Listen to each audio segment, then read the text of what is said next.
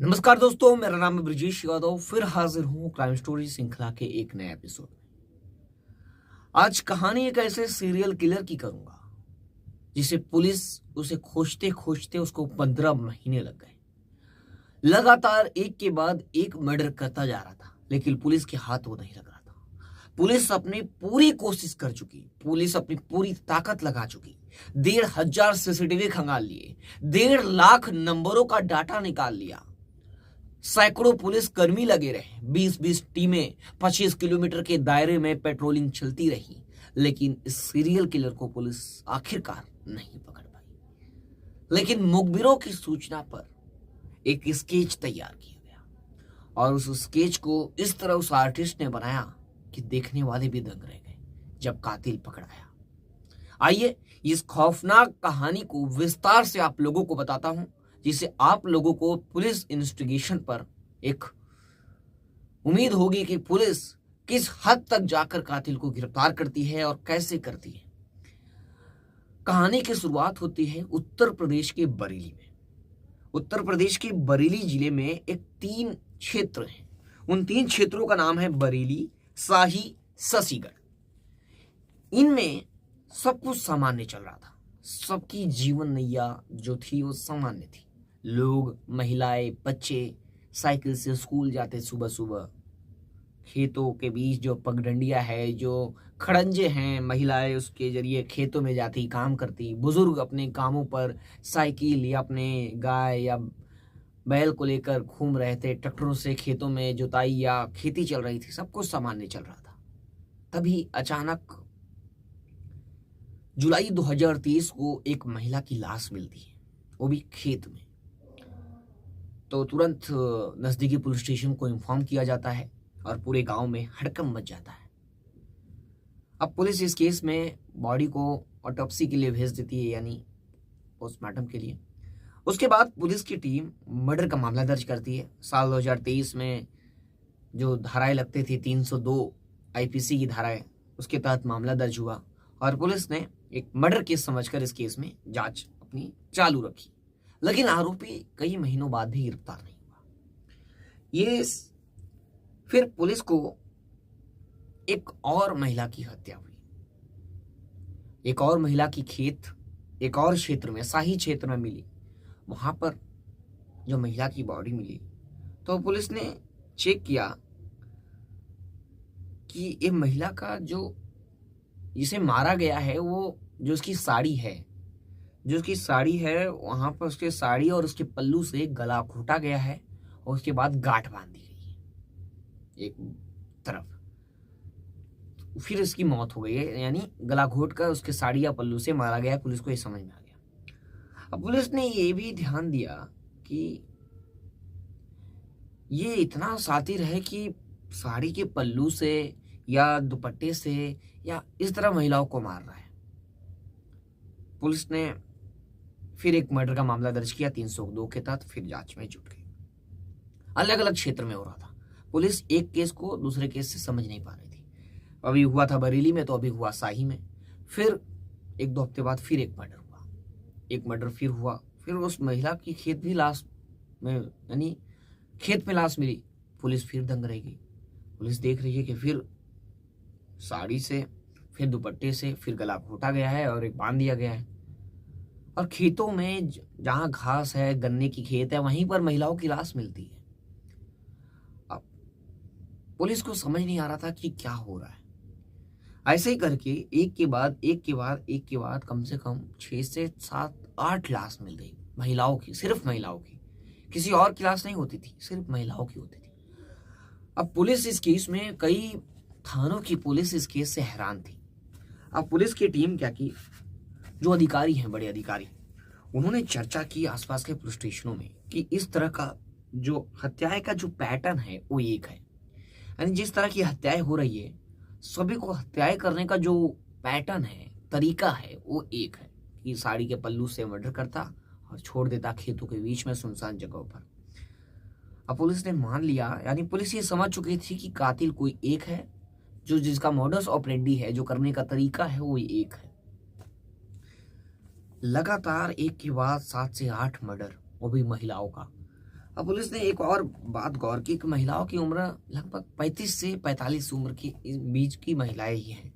जो शाम को क्या होता है कि महिलाएं क्या होती हैं कि जो जानवर होते हैं घर में, एक दो जानवर होते हैं, गाय बैल, उनके लिए चारा लाने खेतों में जाती हैं और जो अपना घर का गोबर होता है जो जानवरों को निकलता है उसे गमेले में लेकर जाती हैं और शाम को गोबर फेंकती हैं और उसी गमेले में महिला जो जानवरों के लिए चारा काट कर या अपने घर में क्या खाना बनाना है उसके लिए सब्जियां तोड़कर वो लेकर आती हैं। अपने गांव में आप रहे होंगे तो आपको याद होगा कि महिलाएं सुबह और शाम जाती हैं और भाजी और कुछ जानवरों के लिए चारा काट कर बीन कर लाती हैं। उसी समय ये शिकार करता था महिलाओं का। पुलिस बहुत इस केस में ध्यान दी, लेकिन अब आखिरी केस धीरे धीरे पुलिस को 15 महीने बीत गए। फिर केस इसी जुलाई महीने में यानी 2024 में जुलाई महीने में एक और मर्डर हो गया, 9 मर्डर। अब इस मर्डर में भी उसी तरह का पैटर्न, उसी तरह का मॉडस ऑपरेंडी करने का तरीका एक। अब पुलिस की टीम अब सतर्क होना, क्योंकि एक सीरियल किलर घूम रहा है जिसका मारने का तरीका एक है और महिलाओं को टारगेट कर रहा है। अब पुलिस ने ऑपरेशन तलाश चलाया कि अब उसे किसी तरह किसी हाल में उसे गिरफ्तार करना होगा, क्योंकि हत्याओं का मामला लगातार बढ़ता जा रहा है और पुलिस पर भी दबाव बढ़ेगा, क्योंकि एक के बाद एक मर्डर हो रहे हैं और ये अपने आप में एक छोटी बात नहीं है 9 मर्डर होना। अब पुलिस की टीम क्या की, इस केस में जो बड़े अधिकारी हैं वो खुद घटनास्थल पर पहुंचे। जो आखिरी मौत हुई अनीता देवी की, वहां पर खुद वो पहुंचे और उन्होंने देखा कि जो मर्डर करने का तरीका है वो सेम है। और खेत में ये देखा कि जहां पर कुछ नहीं है, सुनसान जगह है, खेत के बीचों बीच जहां से कोई दिख नहीं सकता, वहां पर ही हत्या हो रही थी। अब उन्होंने क्या किया कि शहर के जितने सीसीटीवी हैं, जितने रास्ते हैं, सारे सीसीटीवी खंगालो, सारे। लगभग पुलिस हजारों सीसीटीवी खंगाल चुकी। 1-1.5 महीने में पुलिस हजारों सीसीटीवी खंगाली, लेकिन सीसीटीवी से कुछ नहीं मिला। अब पुलिस आसपास के जो नेटवर्क है, सिम नेटवर्क, इतना पुलिस अंदर तक गई कि जो नेटवर्क है उसके जो संपर्क में जितने भी सिम हैं, लगभग 1.5 लाख सिम का डाटा खंगाली, फिर भी पुलिस को कुछ नहीं मिला। अब इस केस में पुलिस की 25 टीमें बनाई गई, 20 से 25 टीमें, और उसमें सैकड़ों पुलिसकर्मी अलग अलग दिशा में काम कर रहे थे उस कातिल को पकड़ने के लिए, क्योंकि वो पकड़ में नहीं आ रहा था पुलिस को। पुलिस हजारों सीसीटीवी चेक कर चुकी, सिम के डाटा खंगाल चुकी, पुलिस की कई टीमें पेट्रोलिंग कर रही हैं, फिर भी वो हाथ नहीं लग रहा है।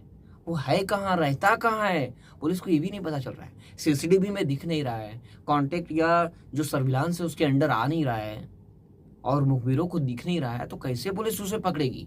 तो इस केस में पुलिस को सामने एक के बाद एक नए नए चैलेंज फेस करने पड़ रहे थे। अब पुलिस की एक टीम क्या करती है कि देखती है कि अब एज्यूम करती है पुलिस कि अगर ये कातिल आगे भी इस तरह की हत्या कर रहा है तो आगे भी करेगा। 9 हत्या कर चुका धीरे धीरे 1.5 सालों में, तो उसके बाद भी फिर हत्या करेगा। तो पुलिस ने क्या किया कि 400-500 कैमरे अपनी तरफ से, जहां जहां कैमरे नहीं है वहां पर भी लगवा दिया कैमरे, कि कहीं ना कहीं करेगा, क्या पता ट्रैक हो जाए। तो पुलिस की टीम कैमरे लगवा दी जगह जगह, फिर भी पुलिस को हाथ नहीं लग रहा है, कैमरे में वो दिख ही नहीं रहा है। अब पुलिस की एक टीम क्या की, कुछ मुखबिरों को एक्टिव की थी। धीरे धीरे कुछ महीनों बाद पुलिस को कुछ मुखबिर मिले, वो बताया कि कातिल कैसा दिखता है, वो एकदम संदिग्ध दिखता है और उसका स्केच पुलिस को वो बनवा सकते हैं। पुलिस ने उन लोगों को लाया बुलाकर, मतलब गोपनीय तरीके से, क्योंकि क्या पता उसको पता चले तो उन्हें भी मार डाले। तो पुलिस ने उसका स्केच बनवाया, स्केच बताया, हुलिया बताया, आर्टिस्ट स्केच बनाया। स्केच के दम पर पुलिस अब इस केस में आगे जांच में जुटी। अब स्केच की जो एक्यूरेसी है आप समझ सकते हो कि एक स्केच बिना देखे अगर किसी आदमी का बना रहा है तो क्या एकदम एक्यूरेट होगा, एकदम सेम उस आदमी जैसा वो स्केच में दिखेगा। हर गांव के लोग, क्योंकि बरेली उत्तर प्रदेश में शहर तो है लेकिन ज्यादातर ग्रामीण एरिया है, वहां के लोग क्या स्केच से समझ पाएंगे कातिल को? समझ भी पाएंगे तो जब एक्यूरेट होगा तब ना उसे किसी देखेंगे तो तुलना कर पाएंगे। तो फिर भी पुलिस की अब उम्मीद स्केच पर थी और स्केच के दम पर आगे जांच में जुटी। फिर पुलिस को 48 घंटे के अंदर स्केच बनाने के बाद एक बड़ी सफलता हाथ लगी कि जो कातिल है, जो सीरियल किलर है, वो पुलिस के हाथ लग गया। पुलिस उसे गिरफ्तार करती है, नवाबगंज थाना के बाकरगंज इलाके से उसे अरेस्ट कर लेती है। पुलिस जब उसे अरेस्ट करके लाती है तो पुलिस के पैरों तले जमीन खिसक जाती है। पुलिस देखती है कि जो स्केच है, जो स्केच और जो व्यक्ति है, जो आरोपी है, वो एकदम सेम है, दोनों डुप्लीकेट हैं एक दूसरे के, दोनों सेम दिख रहे हैं। पुलिस सोची इतना एक्यूरेट जो स्केच होगा, पुलिस उम्मीद नहीं कर रही थी कि इतना एक्यूरेट, आज तक किसी केस में पुलिस ने भी नहीं देखा था कि इतना एक्यूरेट होता है। तो पुलिस को स्केच से बहुत बड़ी मदद मिली। आरोपी का नाम था प्रदीप, आरोपी का नाम था कुलदीप। कुलदीप ऐसा क्यों कर रहा था? कुलदीप मानसिक रूप से विक्षिप्त था, सीरियल किलर। वो क्यों ऐसा कर रहा था? ऐसा उसके साथ क्या हुआ था कि वो सीरियल किलर संकी बन गया था, सिर्फ महिलाओं को शिकार बनाता था? ऐसा क्या हुआ था? इस केस में कई एंगल थे, कई सवाल थे, कई जवाब थे। जब उससे इंट्रोगेशन हुआ, पुलिस ने जब इंट्रोगेशन किया तो कई सवाल और जवाब, और जब पूछताछ की तो पता ये चला, कहानी काफी दर्दनाक है कुलदीप की। बात है कि कुलदीप के पिता जो बाबूराम हैं, उन्होंने एक दूसरी शादी कर ली। जब दूसरी शादी कर ली, जब उनकी इसकी यानी कुलदीप की दूसरी मम्मी आई, तो जो कुलदीप है और जो उसकी दोनों बहनें हैं और जो कुलदीप की माँ है, पहली माँ, उससे दोनों के बीच झगड़ा होने लगा और झगड़ा काफी ज्यादा बढ़ गया। दोनों के बीच झगड़ा इतना बढ़ा कि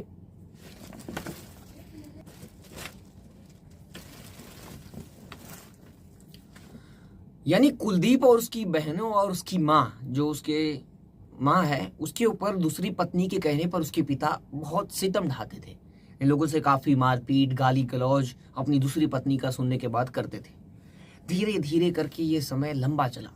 कुलदीप की माँ और उसकी दोनों बहनों और कुलदीप के ऊपर काफी दुखों का पहाड़ टूट पड़ा, क्योंकि उसके पिता उसकी माँ और उसकी दोनों बहनों को मारते और साथ में उसको भी।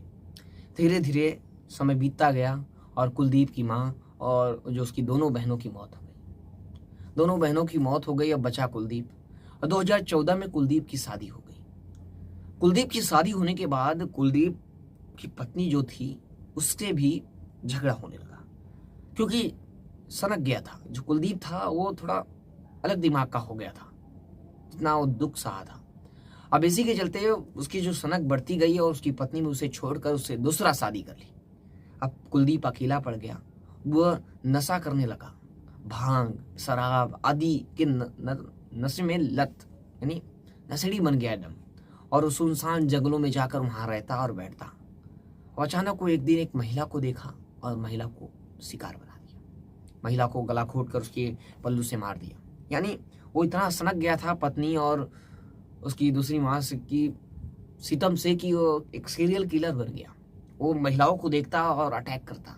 सुनसान महिलाएं जब जाती जंगलों में या आती जंगलों में देखता तो वो धीरे से अटैक करता और उन्हें मार डालता। और वहां से उनकी निशानी पे एक उनकी बिंदी या उनका आधार कार्ड जिसका मिल जाता या उनकी लिपस्टिक लेकर वहां से चला जाता। ऐसा ही करता।